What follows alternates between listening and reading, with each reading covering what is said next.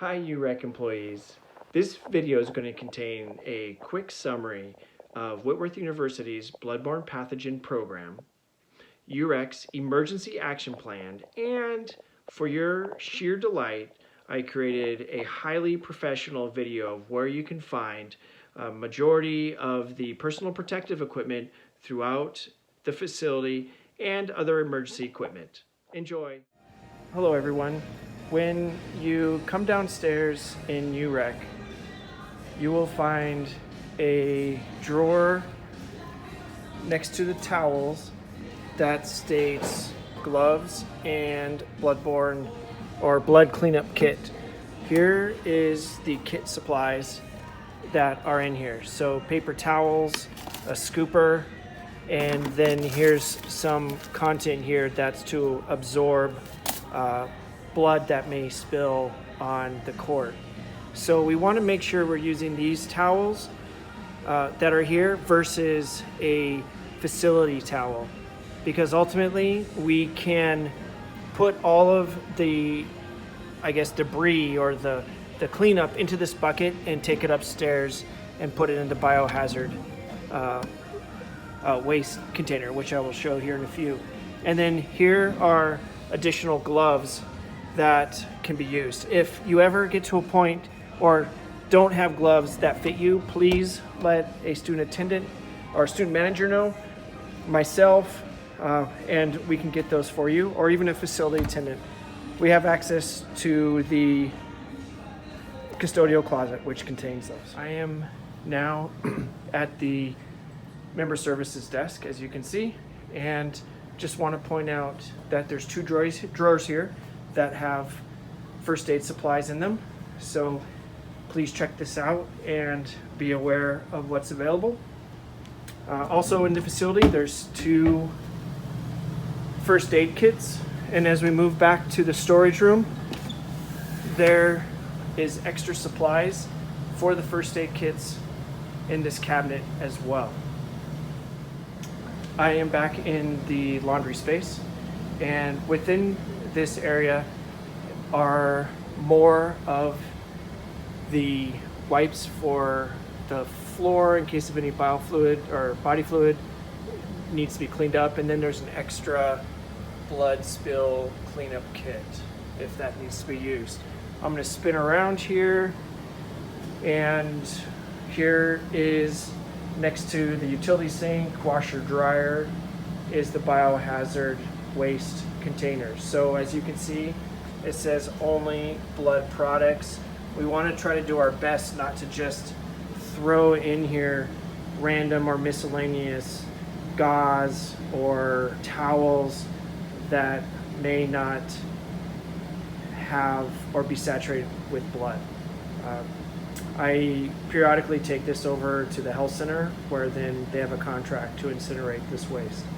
So as I previously said, let's try not to use towels for any type of body fluid cleanup. We also have an option to clean towels if need be in our washer dryer, where we would add bleach. Probably we would saturate them a little while in a bucket in the sink, and then add bleach into the machine and do a load with that.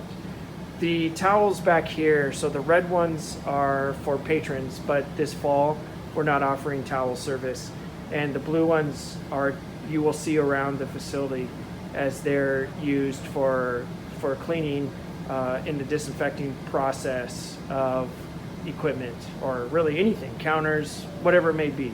We'll have the blue towels for that. We also, underneath here next to the vacuum, there's quite a bit of miscellaneous towels that have been left by patrons over the years.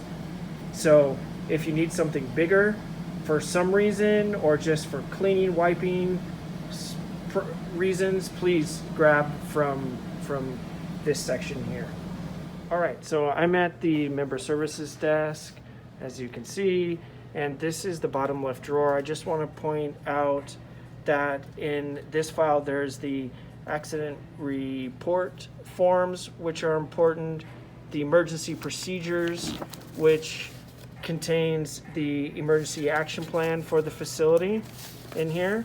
So there's a copy, and there's also a copy of the bloodborne pathogens programs, and that is an institutional policy. All right, so just want to make sure that everyone knows where to find those. With the accident form, this is for anyone to access. So if there's an emergency that requires someone to be taken to the hospital, or I'd say even to the health center. And if you have questions, just please ask what would be appropriate. I mean, a bloody nose that is managed by a patron, no, don't worry about that. But a bit more involved. If they have to go to the health center or hospital to control it, then yeah, let's fill out one of those. And then there's a section in it for the patron. There's a section for an employee. And then once it's completed, make sure that it gets placed on my desk. Okay, I think that's it for this piece. Also at the member services desk, in the counter underneath the left monitor, there's extra sanitization spray, Virex, and towels, and the light blue towels behind are also used for cleaning, and then gloves. Typically the gloves, if there's any gloves up here, we will resupply this stock from what's in the custodial closet. And with any of these products, if you take the last gauze, the last Band-Aid that is a particular size, please let somebody know. And so that we want to make sure that we're reordering stock when it's empty. Okay, so just communicate that to myself or one of the facility student managers. Thank you. Next few minutes, I'm going to cover Whitworth's bloodborne pathogen program. As you observed when you were watching the American Red Cross bloodborne pathogen video, there's all of the specific components within this program. I'm going to pay particular attention to the methods of compliance. So for us, we want to make sure that if we're going to work with or we come upon any body fluids, that we are using appropriate personal protective equipment in addressing them. Okay, and so that's the term we're going to use: universal precautions. Also in the workplace, there is engineering and workplace controls. For us in the rec center, the primary is hand washing, and that we have a readily available sinks, soap, we have hand sanitizer, we have Virex spray, we have multiple different methods to make sure that if there is an exposure to a patron, they can wash, and if there's any exposure to an employee, we can do the same. Okay, so we want to make sure that after we utilize any personal protective equipment, that we are washing our hands thereafter before touching anything. Also, we have, if there's any specimens or paper towels, whatever it may be, that have been exposed, upstairs next to the washer dryer, there is the biohazard container. So make sure all soiled materials are placed in it. If you are in intramurals or outdoor recreation and you have an incident out on a machi field or out on a trail somewhere, contain it within the gloves or a Ziploc bag or something, and when you get back on campus, please deposit it within that waste receptacle. And this next section is regarding personal protective equipment, and we've always had in UREC gloves, but now with COVID, we are also requiring, as the institution is requiring, everyone to wear masks. So those are what we have. The gloves we have in all sizes. If you cannot find a size that you need, please ask Brad or myself or any of the student leaders. As well as if you need a mask for some reason, we have those as well available. Housekeeping is typically in the rec center in the mornings, and so they will clean and maintain the facilities to the best of their ability. If there's an incident that's on a court, aka say someone gets an elbow in the nose and blood is everywhere, we got to make sure that we're taking care of it with all of the tools that were shown earlier in the video, and then we utilize Virex and sanitize the area and dispose of it properly. If something is found in a locker room where someone vomited or there is blood on the walls or something, make sure that, again, we use Virex to sanitize, but we also may need to call campus security to have them come and help out with this situation. There's usually someone from housekeeping or security that is on call in the afternoons and evenings after 5 p.m. So the rest of this exposure control plan or bloodborne pathogen plan is more detail. If you are interested in looking at more thoroughly, it is available at the Whitworth's website in Pirate Port. All right, thank you. Another part of your responsibilities as an employee of the rec center is to know and understand the emergency action plan. This is an essential part of your skill base, and you need to know how to appropriately respond in case of an emergency.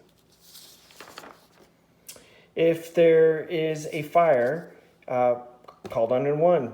Make sure that someone pulls the alarms if they haven't gone off automatically. And there is upstairs in the kind of common area a map of where patrons and employees should move. So typically you will move out of the front doors onto the blacktop area, or you will head north outside of the northwest exit out of Court 3, head down that little asphalt driveway to the back 40 road. If we need a building evacuation, then that is also going to kind of piggyback what I just said. If we have an active shooter event in UREC, then we need to make sure that whoever's upstairs rounds everybody up, checks the bathrooms, and moves everyone downstairs. If there's anyone downstairs or say at the climbing wall, get everyone out of the facility, out of the cardio space, out of the courts, and we're going to move very, very quickly to the West Storage Facility. Once we're all in there, we're going to turn the lights off and be quiet. If someone during that whole incident is needing to leave the facility, then we want to direct them out that northwest doors off of Court 3. However, beware that the door alarms will activate. So whoever is coming from the member services desk, grab the keys and have them with you, as we don't want to bring more attention to ourselves in the facility within this active shooter situation. Okay. If there's any plumbing or mechanical or you see things that are broken, make sure you alert Brad or Todd and or let one of the student leaders know. Ultimately, Todd will be submitting an online repair request for that, and we will get it fixed. Okay, so again, just communicate. If you see something that's not right, just don't leave it. Act on it and tell somebody. If there's a health emergency, you can see there's multiple steps within that. All of you are now trained or have updated your first aid and CPR.